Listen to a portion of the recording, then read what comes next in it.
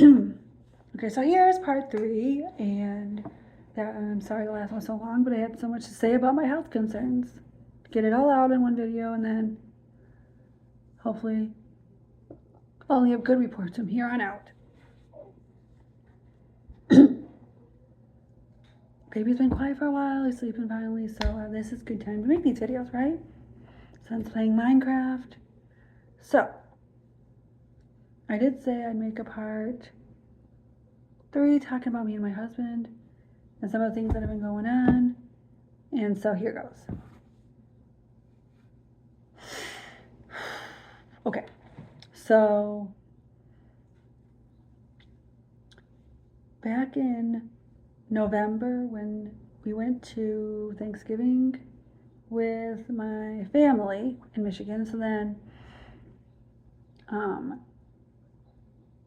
they started noticing, I guess, the way my husband was, treating my son, both sons, our sons, both of our kids, and the way he was like talking to the baby, or the way he didn't. I guess he pushed away from my son when trying to give him a hug, or I don't know what it was, because I didn't spend as much time with him at Thanksgiving as I was spending time with all different families, so I didn't see him all the time. And he sat in the one chair, and he doesn't connect with my family quite as much as he could. But anyway, it's fine. He comes, he shows up, he's there, and everybody likes him enough, right? At least I thought so. But anyway, so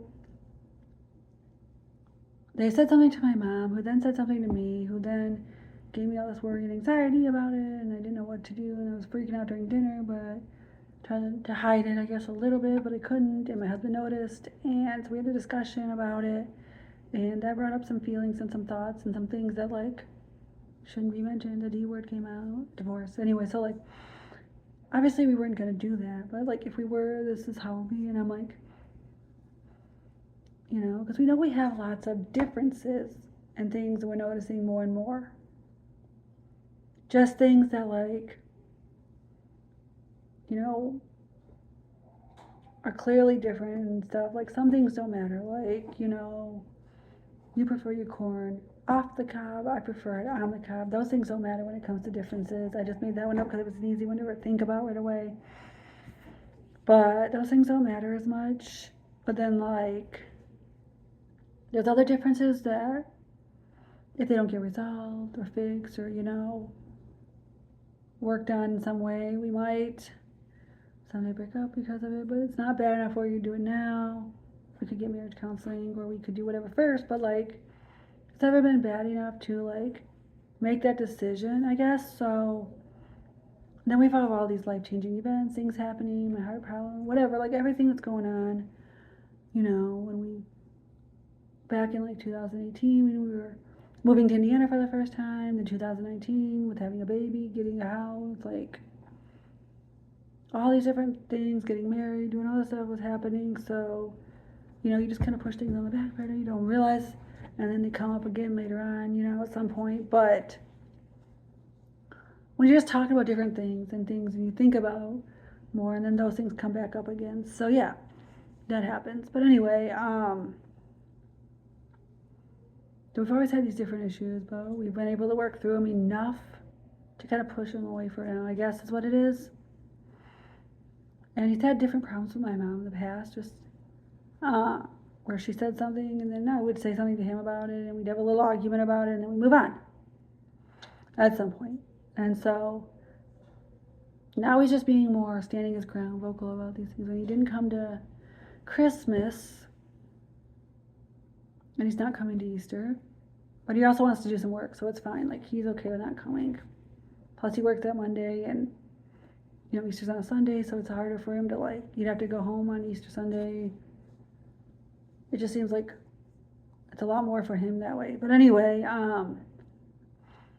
we had done in the past, but so anyway, just with him and my mom, if she apologizes to him and says whatever, because she basically called him a bad dad and said he shouldn't have kids and stuff, I know you wanted him, but he shouldn't have, whatever, he's not a bad dad. Just the way he was feeding the baby wasn't conventional. I don't know if that's even the way to say it, but like, how would you like to eat your bottle flat? Blah, blah, blah. I'm just over it, so like that's why I'm saying it this way, but just because he didn't feed the baby the exact way you would do it, he's still feeding the baby, he's still taking care of him, he's still getting up in the middle of the night, he's still doing all that. He takes him when I'm going to appointments, he does that when I need a break or just a minute to myself. I can ask him for help and he'll help me when he's home. He's, busy 4 days a week, and he's still busy on the other days, and he's even been helpful with like doing the laundry and the dishes while I've been going through my medical problems and stuff. So like trying to deal with the depression, the anxiety, the whatever. He's been there through it all, and he's not leaving, he's not bounding. Some days were great, wonderful, fantastic, and some days were just okay. And there was a point where I thought I could see us breaking up and stuff back in December. I was going through the biggest part of my depression and stuff, and so that's why, I don't know, like just seeing how I spent 10 days with my mom, and it was not that bad. Seeing if I had my mom to support me 100%, like I could get the child support, whatever, and just move and do that. But the problem is he would want the kids to stay in Indiana, so if my mom's not in Indiana with me, right now she's in Michigan, so he doesn't want him to go to school, and I don't blame him that he doesn't want him to go to school where I went to school, but like, plus part of me doesn't want to move back to Michigan, honestly, to be fair.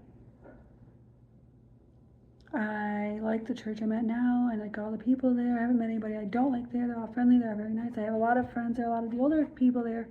But I do have some of the younger people, and they've been all so helpful and so nice and so great. I could make a whole video on just that, honestly. But yeah, so if you ever are in Munster, Indiana, and you have time, go to Munster Church. It's great. It's fantastic if you're looking for a church with friendly people. And you can watch it online too, and Pastor Jim is pretty good. But anyway, so at some point I thought, well, okay, why that is being brought up more than it needs to be, I don't know. I don't know. So we've been having a little bit of issues off and on, and that didn't help when I was going through it all, to think about the depression and the anxiety. Like, that didn't help me for sure. And stress. I'm trying to stress less, I promise. But it's not as easy as it looks when you have kids who don't listen or who test your limits, as a 5-year-old should. And as a baby who doesn't always know what he wants, he's been sounding like a pterodactyl this morning at part of the time. I'm like, no, pterodactyls in our house. Anyway, so that didn't help anything. And we've been married. Okay, so we've been together for 10 years, married for 5 years, and 5.5. And it's been going good. It's been going okay. Like, most of the time, like probably 90% of the time, I think we'll make it till we're like 90. And I love his family. And we're going to a wedding together for his brother in this October, so it's gonna be great. And they're very smart. Nobody's had anything against me or anything, so like his mom seems to like me enough, and we're friendly and we're talking more now than we used to, so like that's good. Trying to be more friendly and communicate more with her so she likes me better than the other daughter-in-law. But no, honestly, if she likes the other daughter-in-law better, I would see why, because she's wonderful at so many things. But I gave him grandchildren first, so there's that. Anyway, but I could see them having at least one kid together, so that's cool. And then he'll have a cousin to play with when he's over that way, but he'll be young. I'll be the oldest. Yeah, but they're all different ages and stuff. It'll be cool, it'll be fun and stuff. So yeah, I don't know where I'm going with that, but so like we've not had that many problems, but just with him and my mom, and her saying that about him and his skills and what she's heard from my family and stuff, like I feel like that still resonates with me a little bit. And at times I think, should we be together still? Like, and then this morning, which isn't a big deal, but I heard him, and it just gave me a little bit of like stress, I guess, because the way he was like dealing with the baby in the morning. I'm like, just make him a bother. In my head, I'm thinking, as I was awake, because I do wake up earlier now that I go to sleep earlier. I just can't sleep more than 8 hours in a day. My brain just says like no, and depending on what time I fall asleep, I can wake up at 5 in the morning, 6 in the morning, whatever. So like yesterday morning it was 4 in the morning, but then I went back to sleep, and then the baby woke me up at 6. But anyway, so like officially, but I heard him and it stressed me out a little. I'm thinking, just give him a bottle. He's gonna scream, he's gonna cry, he's gonna do whatever till you give him the bottle. But okay, I'm not gonna tell you, because you're gonna figure it out. And he's like, just take the pacifier. He found the pacifier or whatever it was, and then he's like, just take that. He didn't want him screaming while he was making the bottle. I get it. I understand where he's coming from, but at the same time, like, it's just gonna happen regardless of what you want, so just do it. Because he doesn't eat for like 10 to 12 hours because he sleeps throughout the night, which is great and wonderful and fantastic, which I keep saying in every video apparently, so you're really sick of me saying that. But yeah, I'm just thinking, give him a. But when I'm with my mom, none of that stress happens, and I'm thinking, is that something that should be concerning too, you know? That my husband gives me unnecessary stress when I doesn't even know he's doing it or doesn't mean to do it or whatever. It just kind of happens, and I am empathetic or sympathetic or whatever it is with him. So like if he's sad and I feel the nerve, you know, I feel it like whatever. So I'm taking on other people's emotions over here. But yeah, so there's just a lot to unpack in there, and maybe I'll make another video at some point talking about more of it. But yeah, there's just a lot. So there's been a lot going on postpartum. There's been a lot happening, and so 6 months in, I'm finally like letting it all out. I'm doing better. I'm on medicine. I'm finally, you know, getting healthier, and yeah, it's all I can do to survive. I'll make a part 4 at some point, explaining everything and talking more in detail about whatever needs to be said that I didn't say in these 3 videos. But for now, I'll leave it with a 3, and then yeah, I'll put some clips in of my kids or whatever, so you can kind of see them interacting and doing things, and not just me talking to you in this 4th video the whole time. So be on the lookout for a 4th video of some sort. I don't know what it'll be yet, and that'll clarify. And if there's anything I missed or whatever, I'll put that in there if I think of something. So yeah, thanks for listening to me ramble for a long time. If you actually got this far, I appreciate you, and just know that you are loved, you are cared for, and I will talk to any of you about anything, because I don't want you to be going through the depression and anxiety like I was. If I can help you, then I would like to do that.